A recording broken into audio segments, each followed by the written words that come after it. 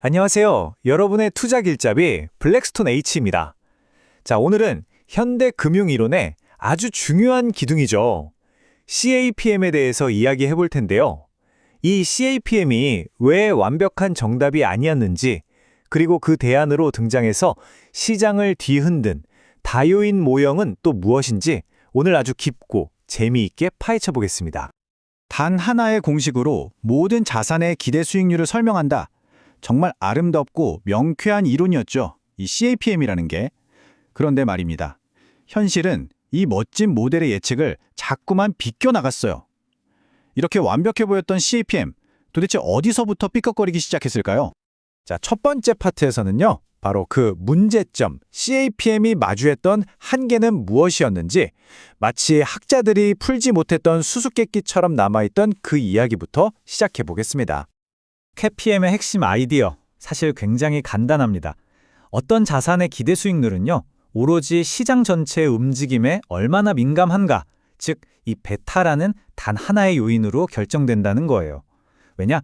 시장 위험 말고 다른 자잘한 위험들은 우리가 분산 투자를 하면 다 없앨 수 있으니까 굳이 보상받을 필요가 없다는 논리죠. 어때요? 정말 그럴듯하고 직관적이지 않나요? 아니, 그런데 이렇게 완벽해 보이는 이론에 도대체 무슨 균열이 생겼을까요? 바로 시장의 이상현상 때문이었습니다. 학자들이 실제 데이터를 가지고 분석을 해보니까요, CAPM의 예측과는 전혀 다른 결과들이 계속해서 튀어나온 거죠. 예를 들면 작은 회사 주식들이 덩치 큰 대기업 주식보다 평균적으로 수익률이 더 높게 나오는 소규모 기업 효과라던가, 장부 가치에 비해 주가가 낮은 소위 말하는 가치주들이 화려한 성장주들보다 더 높은 수익을 내는 현상 같은 것들이요. CAPM은 이 질문에 제대로 답을 하지 못했어요. 이런 풀리지 않는 수수께끼 앞에서 학자들은 새로운 길을 찾기 시작합니다. 어쩌면 시장이라는 단 하나의 요인만으로는 부족한 게 아닐까? 설명 변수가 더 필요한 거 아닐까? 바로 이 생각에서 다요인 모형이 탄생하게 된 겁니다.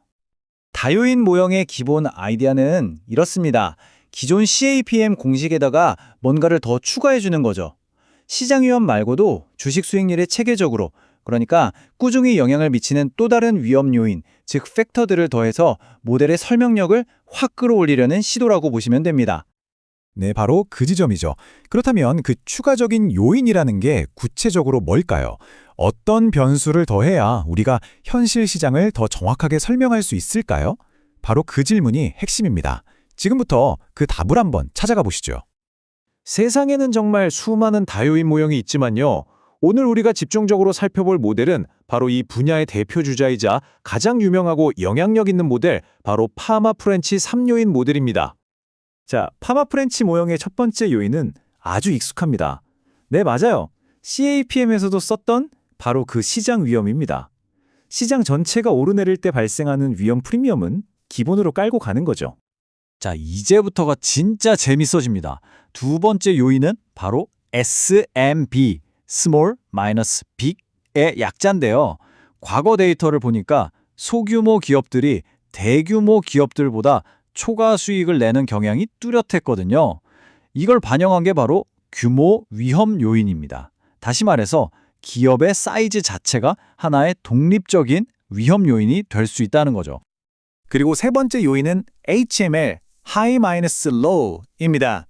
이건 뭐냐면 장부 가치 대비 시장 가치 비율이 높은, 즉 저평가된 가치주들이 그 비율이 낮은 성장주들보다 더 높은 수익률을 보여온 역사적 경향을 잡아낸 가치 위험 요인이에요. 시장에서 소외된 주식에 투자하는 것과 관련된 그런 위험 프리미엄이라고 생각하시면 쉽습니다. 자, 그럼 정리 한번 해볼까요? SMB는 작은 회사 대 큰 회사의 효과를, 그리고 HML은 알짜배기 가치주 대 핫한 성장주의 효과를 반영하는 그런 위험 요인인 겁니다. 바로 이 두 가지 새로운 위험 차원을 추가해서 기존의 CAPM이 설명하지 못했던 그 이상현상들을 설명해내는 것. 이게 바로 파마 프렌치 3요인 모형의 핵심인 거죠. 자, 이론은 이쯤 하고 이제 진짜 실전으로 들어가 봐야죠. 이 모형이 실제 기업 데이터에서는 어떻게 작동하는지 한번 직접 확인해 보겠습니다. 오늘 우리가 분석해 볼 기업은 바로 모두가 사랑하는 디즈니입니다. 이 표는 2014년부터 5년간 디즈니 주가가 각 요인에 얼마나 민감하게 반응했는지를 보여주는 결과인데요. 먼저 시장 베타를 보면 약 1.056, 시장이랑 거의 비슷하게 움직인다는 걸 알 수 있죠. 그런데 정말 흥미로운 건 바로 아랫부분입니다. S&P 베타가 마이너스 243, HML 베타가 마이너스 217로 둘 다 음수가 나왔어요. 이게 뭘 의미할까요? 바로 디즈니가 소형주보다는 대형주의 특성을, 그리고 가치주보다는 성장주의 특성을 보인다는 뜻입니다. 이제 이 베타 값들을 가지고 디즈니의 기대 수익률을 직접 계산해 볼 겁니다.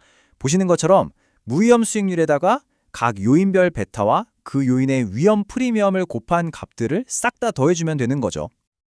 그럼 공식에 필요한 이 위험 프리미엄 값들은 어디서 구하냐고요? 보통은 과거의 시장 데이터를 분석해서 얻은 역사적인 평균값을 사용합니다.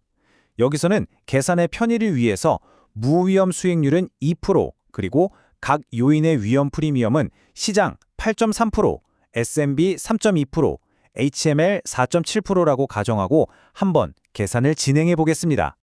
자, 이제 모든 조각이 다 맞춰졌습니다. 앞에서 본 값들을 이 공식에 그대로 대입하면 바로 이런 식의 완성됩니다.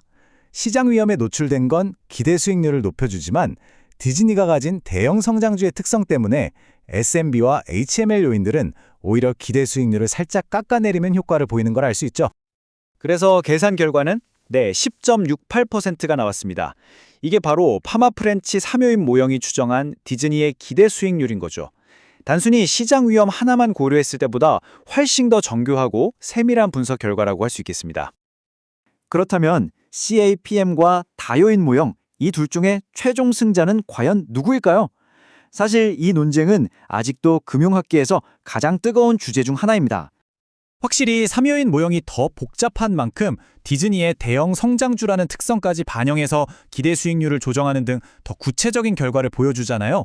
실제로 수많은 연구에서 다요인 모형이 CAPM보다 실제 주식 수익률을 더 잘 예측하는 경향을 보입니다.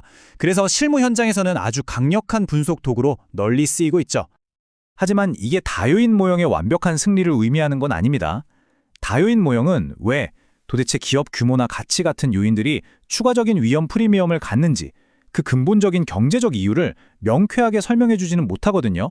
그저 데이터를 보니까 그렇더라는 현상을 보여줄 뿐이죠. 반면에 CAPM은 비록 현실 설명력은 좀 떨어지더라도 왜 시장 위험만이 보상받아야 하는가에 대한 아주 우아한 이론적 틀을 제공했다는 점에서 여전히 큰 의미가 있습니다. 오늘 우리는 시장, 규모, 가치라는 세 가지 요인을 살펴봤습니다. 하지만 앞으로는 또 어떤 새로운 요인들이 자산 가격을 움직이게 될까요? 어쩌면 그건 유동성일 수도 있고 최근에 주목받는 모멘텀일 수도 있겠죠. 아니면 우리가 아직 발견하지 못한 전혀 새로운 무언가일 수도 있습니다. 자산 가격의 비밀을 푸는 이 여정은 지금 이 순간에도 계속되고 있습니다. 오늘 분석은 여기까지입니다. 감사합니다.